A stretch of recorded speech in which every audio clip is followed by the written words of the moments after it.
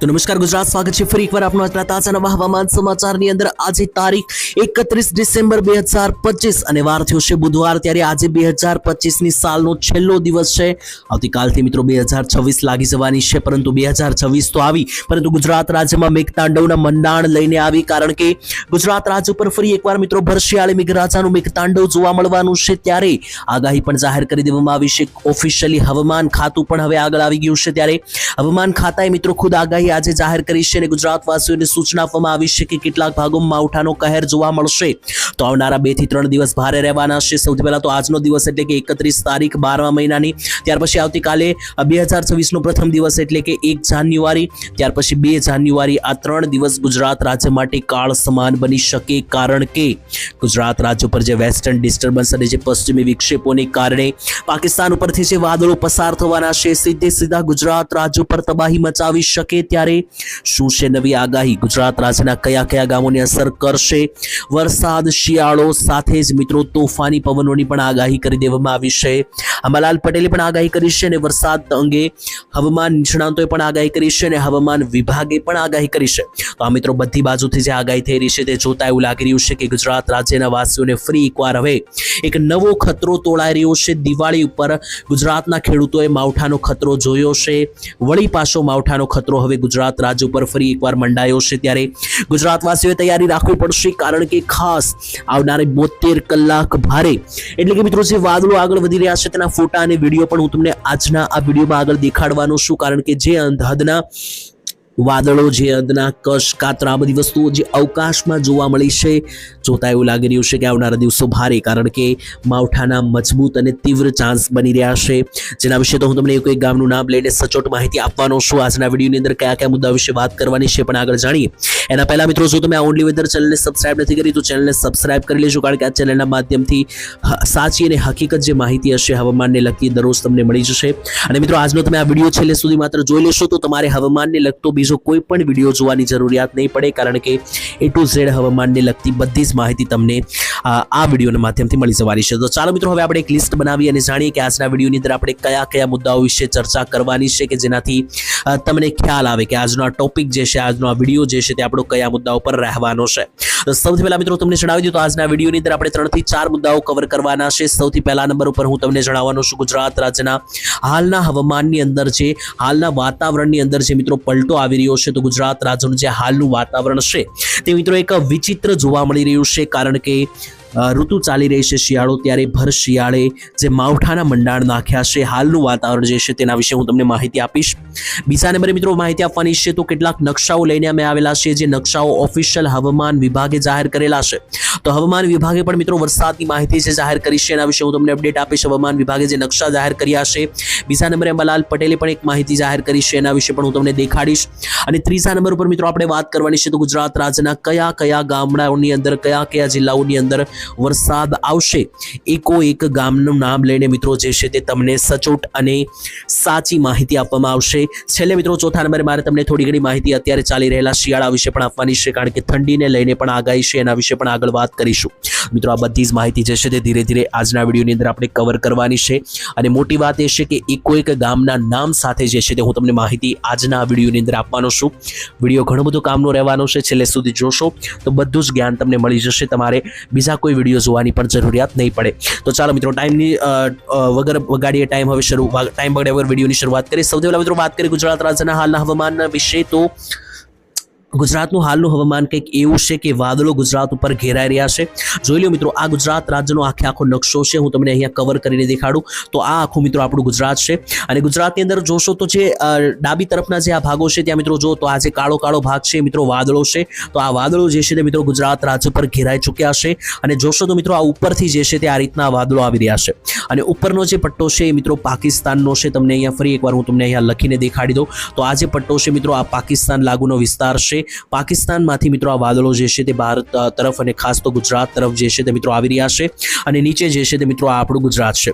તો ગુજરાત ઉપર મિત્રો જે તમે અહીંયા જોઈ રહ્યા છો આજે કાળો મિત્રો આખો આજે આ કાળા કલરના ભાગો છે તે મિત્રો વાદળો છે અને આખો આજે વાદળોનો પટ્ટો છે એ તમે જોશો તો આવનારી 31 આજે એટલે કે આજે 31 તારીખ અને ધીમે ધીમે મિત્રો આજનો દિવસ આગળ જાય એ મિત્રો જો તો આ વાદળો જે છે તે આગળ તરફ વધી રહ્યા છે અને ગુજરાત ઉપર આખા તમે જોશો તો મિત્રો ફેલાતા આ વાદળો જોવા મળી રહ્યા છે અને એને કારણે જ આખા ગુજરાતમાં ફરી એકવાર એક નવી વરસાદની આગાહી જોવા મળી છે.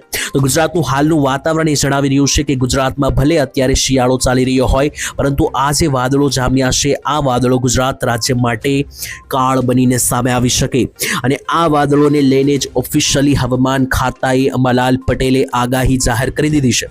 જોઈ લો મિત્રો આ ECMFW વેધર મોડલનો નકશો છે કયા ભાગોને ટાર્ગેટ કરશે આ વખતનો રાઉન્ડ અને અત્યારે જે માવઠું બનવાનું છે તે જોઈ લો મિત્રો. પૂર્ણ ગુજરાત ઉપર મિત્રો આ માવઠાનો ખતરો દેખાઈ રહ્યો છે. આ કાળા કલરનું જે મેં સર્કલ કર્યું એ સર્કલમાં રહેલા બધા જ ભાગો પર માવઠાનો ખતરો છે જેમાં આપણું પૂર્ણ ગુજરાત આવી ગયું જેમ કે ઉત્તર ગુજરાતના 4 જિલ્લા કચ્છ સૌરાષ્ટ્ર સૌથી ઓછી અસર દક્ષિણ ગુજરાતને થઈ શકે. જોકે હું તમને એક ગામના નામ લઈને આગળ માહિતી આપવાનો છું પરંતુ આ માત્ર હું તમને ઉપરથી માહિતી આપી રહ્યો છું.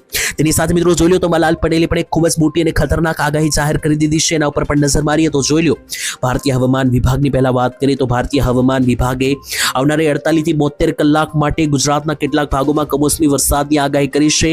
વિગતો અનુસાર લોકોને ઠંડીની પણ અપેક્ષા છે ત્યારે અંબાલાલ પટેલે તો આગાહી કરી જ હતી પરંતુ હવે હવામાન વિભાગ પણ આવી ગયું છે અને IMD તરફથી માહિતી આપવામાં આવી છે કે આવનારી 72 કલાક ગુજરાત રાજ્ય માટે અતિ ભારે અતિ ખૂંખાર સાબિત થવાની છે અને બીજા નંબરે અંબાલાલ પટેલે પણ માહિતી આપી છે કે આવનારા દિવસો ભારે બનવાના છે. અને મિત્રો હવે જોઈ લો વાદળો તો મિત્રો આ નકશો જે છે તે દ્વારકા સાઈડના વિસ્તારોનો છે. તો દ્વારકા સાઈડના વિસ્તારોમાં મિત્રો જુઓ તો આ વાદળો જે જોવા મળી રહ્યા છે આ વાદળો મિત્રો પાકિસ્તાન તરફથી હવે ભારત તરફ આવી રહ્યા છે અને આ જ વાદળો ગુજરાત રાજ્ય માટે અતિ ભયંકર સાબિત થશે આવનારા કેટલાક દિવસોની અંદર. સેટેલાઇટના માધ્યમથી પણ જે ફોટો પાડવામાં આવ્યો છે એમાં પણ મિત્રો આ સેટેલાઇટના માધ્યમથી જે ફોટો છે એમાં જોઈ લો આ વ્હાઇટ કલરનો જે ભાગ છે એ મિત્રો વાદળ છે એ ધીમે ધીમે નીચે આવી રહ્યા છે ગુજરાત તરફ. હવે મિત્રો હું તમને તારીખસર અને ગામડાઓના નામ સાથે માહિતી આપું કે જેનાથી મિત્રો તમને ખ્યાલ આવી જાય કે કયા ગામો છે કે જેને ટાર્ગેટ કરશે વરસાદનો આ રાઉન્ડ. તો મિત્રો એક ગામના નામ લઈને માહિતી આપવાની છે તો વિડીયોને જે છે અંત સુધી જોશો તો તમને પ્રોપર બધી જ માહિતી જે સાચી અને સચોટ છે તમને મળી જવાની છે. તો મિત્રો જેટલા પણ ભાગોની અંદર વાદળો છે બધા જ ભાગો મિત્રો ઘેરાવવામાં આવી રહ્યા છે જેથી વાદળવાળા તમામ ભાગોની અંદર કમોસમી માવઠા અને ઝાપટાની પૂરેપૂરી જે છે તે મિત્રો આગાહીઓ સામે આવી રહી છે. તો ચાલો મિત્રો ફટાફટ વાદળોને આધારે જાણીએ કે કયા ભાગોમાં અસર થઈ શકે આ વરસાદની.